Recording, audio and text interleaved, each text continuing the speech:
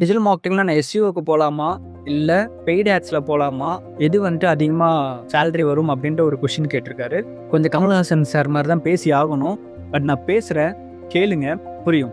Two freshers எல்லாத்துக்கும் நான் சொல்கிற விஷயங்கள் என்ன அப்படின்னா, நான் யூஸ்வலாக அந்த கோர்ஸ் ஜாயின் பண்ணுறவங்க கிட்ட நான் சொல்கிறது, ஃபஸ்ட்டு டிஜிட்டல் மார்க்கெட்டிங்கோட இந்த ஓவர்வியூ கான்செப்ட்ஸ்லாம் வந்துட்டு லேர்ன் பண்ணுங்க. அது ஒவ்வொன்றும் என்னென்ன அப்படின்ற ஒரு அண்டர்ஸ்டாண்டிங்க்கு வாங்க.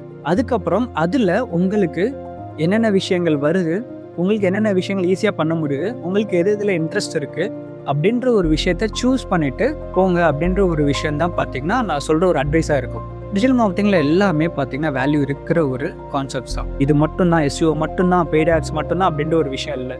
ஆக்சுவலாக ஒரு காலத்தில் வந்துட்டு எஸ்இஓ டெட் ஆக போகுது அப்படின்ற மாதிரி இருந்த ஒரு ஸ்டேஜில் திடீர்னு இந்த ChatGPT சர்ச்சஸ் அதிகமாக ஆரம்பித்ததுக்கப்புறமா எஸ்இஓ இன்னும் கொஞ்சம் பூம் ஆக போகுது அப்படின்ற ஒரு ஸ்டேஜ் வர ஆரம்பிச்சிச்சு. பிகாஸ் நீங்கள் பார்க்குற இப்போ இருக்கிற எல்எல்எம்லேருந்து எல்லாமே பார்த்தீங்கன்னா பேசிக்ஸ் எல்லாமே எஸ்இஓ கண்டிப்பாக பண்ணியிருக்கணும்.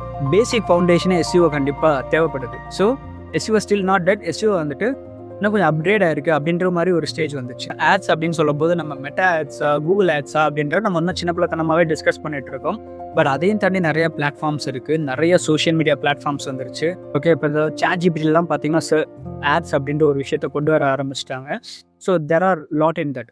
And at the end of the day என்னை பொறுத்த வரைக்கும் பேஷன் ப்ளஸ் ஒரு இன்ட்ரெஸ்ட்டோடு பார்க்குற ஒரு வேலை தான் வந்துட்டு உங்களுக்கு நிறையா ஏர்ன் பண்ணி தருமே தவிர, வேலைக்காக போகணும் அப்படின்னு சொல்லிட்டு ஒரு விஷயத்தை நீங்கள் ஃபோக்கஸ் பண்ணி போட்டிங்கன்னா அது வந்துட்டு உங்களுக்கு போர் அடிச்சிடும், இரிட்டேட் ஆகிடும். அதில் அடுத்தடுத்து க்ரோ பண்ணணும் அப்படின்ற ஒரு இன்ட்ரெஸ்ட் வந்துட்டு இல்லாமல் போகிற மாதிரியான ஒரு விஷயமா இருக்கும்.